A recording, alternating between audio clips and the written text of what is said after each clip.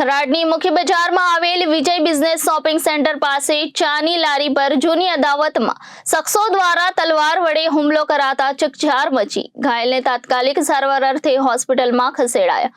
Tharad police તાત્કાલિક સરકારી હોસ્પિટલમાં દોડી આવી તપાસ હાથ ધરી। બનાસકાંઠા જિલ્લાના સરહદી થરાદ પંથકમાં ગુનાહિત પ્રવૃત્તિ વધી રહી હોય એમ મારકૂટ અને હુમલાના બનાવો દિન પ્રતિદિન વધી રહ્યા છે, ત્યારે થરાદની મુખ્ય બજારમાં વિજય બિઝનેસ શોપિંગ સેન્ટર પાસે ચાની લારી પર મુસ્લિમ યુવક પર ખુલ્લેઆમ તલવાર વડે હુમલો કરાતા ચકચાર મચી જવા પામી હતી।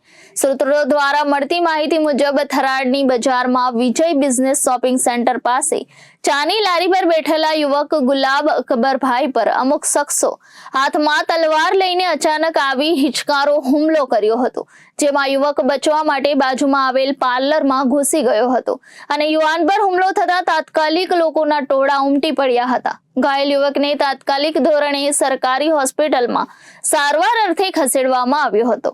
યુવકના પરિવારજનો તાત્કાલિક હોસ્પિટલ ખાતે દોડી આવ્યા હતા। થરાદ પોલીસને જાણ કરતા પોલીસ સરકારી હોસ્પિટલ ખાતે પહોંચી આગળની તપાસ હાથ ધરી હતી। Reporter Thanaji Rajput, Janadesh news, Banaskantha.